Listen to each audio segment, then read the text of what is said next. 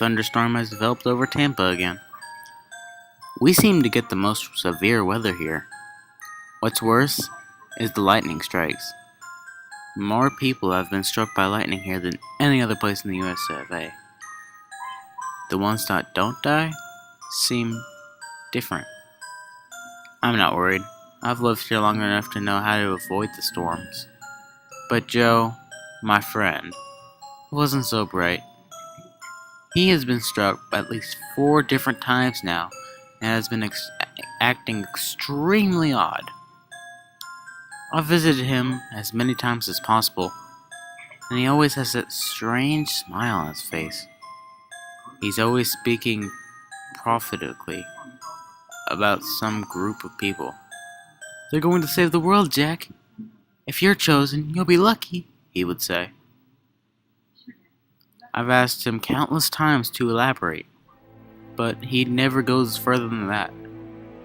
I would just give him food and shrug off this nonsense about his imaginary friends. I chuckled and dressed for work.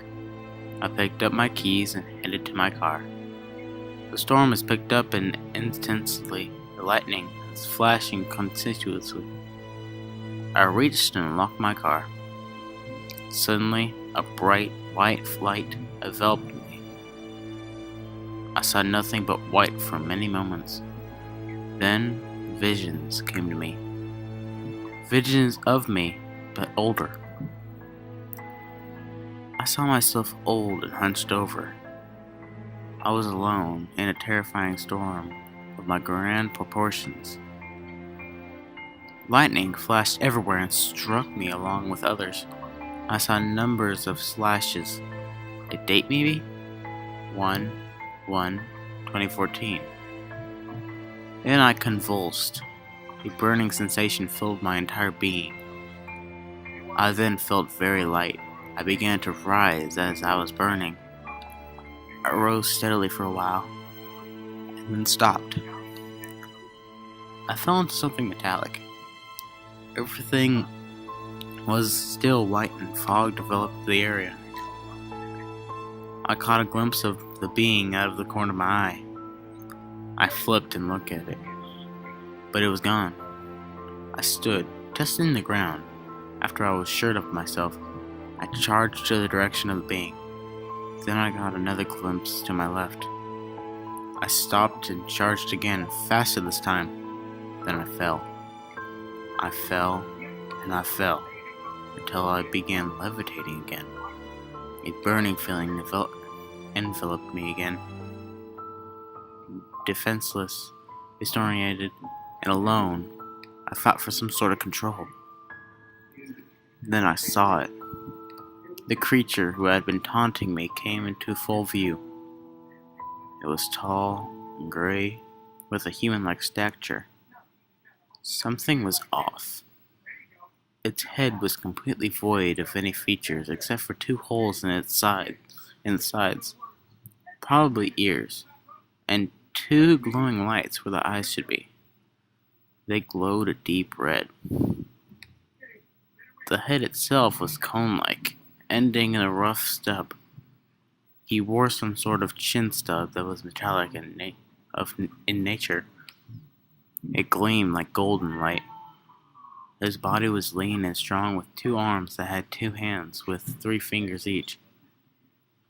His back was arched and had tall spines that overlapped each other. His legs were long and powerful, with 2 toes in front and 1 behind.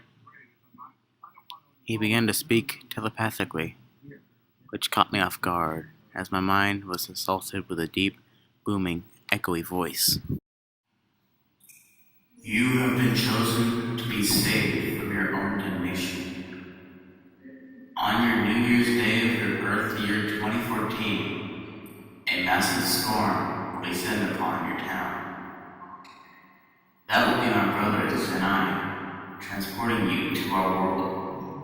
The lightning will be at your gateway. Heed my warning.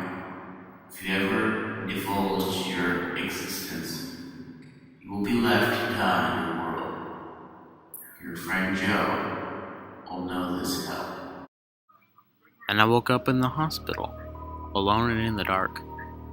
I rose to my bed and I looked around the window. It was snowing. I had been out of that dream for some time. The instruments were still hooked up to me. I disabled them and walked out of the room. A nurse was out there. "Oh my, you're awake. You need the rest," she said. "No, I have to go," I replied. "Sir, please." "No," I exclaimed. I ran from the hospital. I had to get home and check on Joe. Since the hospital wasn't far down from his home, I was able to get there with no trouble. Upon reaching his home, I saw the door had been broken down. I walked carefully into his house. Lights were broken, furniture was destroyed, and it looked like someone had spilled red wine all over the living room. I caught something moving and left me. I moved to see it, but nothing was there, save a long light down the hall to Joe's bedroom. "Joe, you alright?" I yelled. The sound of movement from his room assured me he was okay. I moved through the damage carefully to see what state he was in. More wine on the floor. I walked into his room. Joe jumped on me and grabbed my shirt. He was covered in blood, not wine. "Don't do what I did. Never tell. Secret!" Joe grasped for breath and fell to the ground. I trembled backwards. Then I bumped into someone. I turned slowly to see the same figure that was in my dream. "The tongue that is severed tells no lies. He who speaks secrets is the first to die. Let this be a lesson to you." Then he raised one hand and suddenly convulsed to the floor and contorted to different and strange positions. Pain racked my body. Colors flooded my vision. Then, blackness consumed me. I awoke on my bed with words above my head written in blood red. "Salvation to the silent."